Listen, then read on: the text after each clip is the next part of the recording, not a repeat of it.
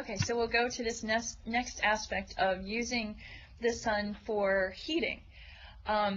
Because again, our goal is to maximize what we can capture from the sun so we don't have to use electricity or use oil or gas for heating the buildings, because the sun can do so much. Next. So this just means really designing the space to allow the sun to heat. Next.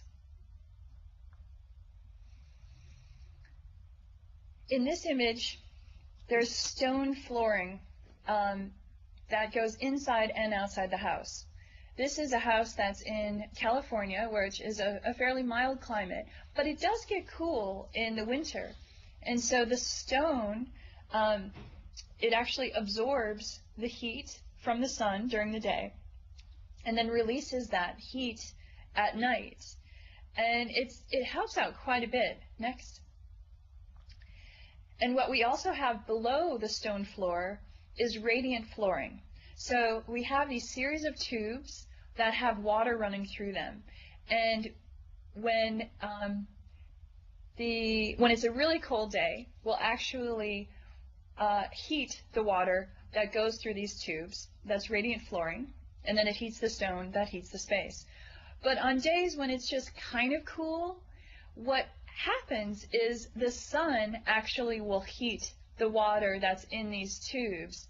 And again, it will heat that during the day, and then that heat is released at nighttime. And so it really helps reduce the amount of time that we actually need to artificially heat the floor. Next. And we have that in this house as well. We have the stone flooring with the radiant below it. We can turn on the radiant on a really cold day, but just on partially cold days, the sun will actually help provide the warmth. Next. So going back to an image which is not one of our houses, but this is just an image that shows what a lot of kind of more thoughtless design approaches might have, where you just have these punch windows, but they're not really providing that much light. You can see the two bands of light, but again, if they didn't have the lights on, you would have the contrast, and also not really providing enough area for creating warmth with the floor. So I just wanted to show this as a contrast to kind of thinking about how we wash the floor with light to provide warmth as well. Another aspect can be a trome wall, where we have masonry behind an airspace, behind a glass curtain, where by having this airspace behind the glass, it allows the sun to come in, the masonry, the stone, whether it be concrete or stone, it absorbs the sun's warmth and holds onto it, and then it can release it into the space at night. So this works really well in areas that, like in the desert, where it's hot during the day but cold at night. So what this does is it absorbs that warmth during the day and then releases it at night when you want the warmth. But it can also work, next image. It can also work where then in any kind of area where you capture that warmth, but then you release it only when you want to. So it can have venting systems at the top and bottom for hot air to actually go in, cold air to go out. Next. I'm showing a series of details, kind of tough to show, but this is the same kind of thing where the hot air is going in, cold air is going out. Next. But you can also reverse it, so that way during the summer you're not having too much heat come in the house. Next. And this is an example of what we're seeing is this airspace between the glass and the area capturing the sun. Next. Again, a space between a masonry wall. This is actually rammed earth, so it holds the heat in there and then can actually, depending on the time of year, can go inside or go outside. Next. Another example. Next.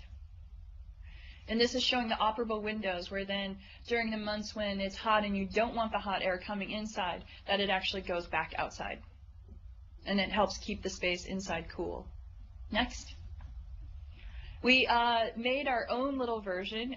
This was a window facing west, just in a house, and what we did is we filled it with water bottles, and that's sort of like a made-up way of doing a similar thing where the water also can hold the heat from the sun. So it helps on the hot afternoon days when normally if we didn't have those water bottles there, that hot sun would be coming in.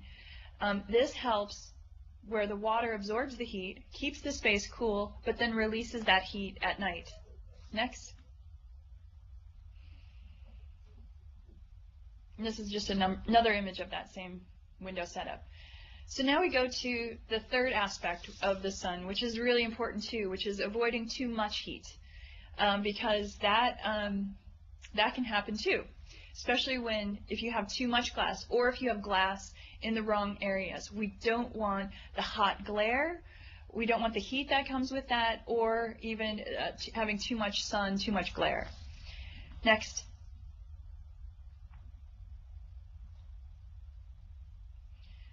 So one way of doing this is thinking about roof overhangs.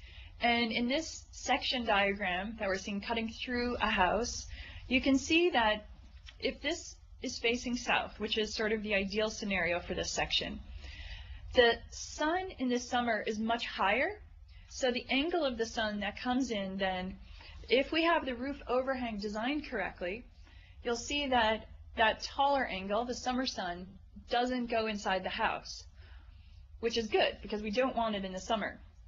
The sun in the winter is much lower, so this roof overhang still allows the sun to come in during the winter, which is good because in the winter we actually want the sun because we want the warmth from it. So designing roof overhangs in the correct places and the correct dimensions can really help monitor the amount of sun and reduce the heat gain. Next. So we can do that in many different ways. Here we did a house in wine country, so we actually had vines, grapevines, create this trellis. Next.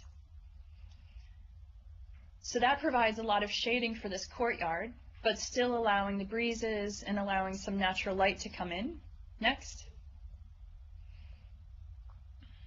This is the inside of that, where you can see then that there's still some light, but it's very filtered, which is nice. Next. And here we're seeing a trellis that goes around these glass walls to help again with the sun shading on the south and the west sides. Next.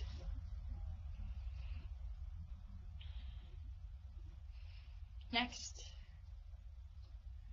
So these are all of the same design where we have the trellises just where we need them. Another thing that we do, in addition to having these horizontal trellises, is having sliding wood sunshades. So that's what we're seeing here. Next. I grew up on a farm in the middle of the United States, and I learned a lot actually from barn structures. And so what we do in some of these homes is we have these barn door tracks and having these sliding wood sunshades that you can just move around. So when you want sun shading, you can just slide these across your wall. And then when you want the sun to come in, you push them away. This allows some light to come in. It still allows breezes to come through, and it can also provide security, but cutting down on too much sun. Next.